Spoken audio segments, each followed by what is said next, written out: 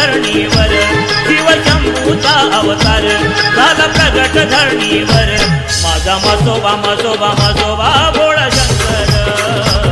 माझा मसोबा मसोबा मसोबा भोळा शंकर माझा मसोबा मसोबा मसोबा भोळा शंकर माझा मसोबा मसोबा मसोबा भोळा शंकर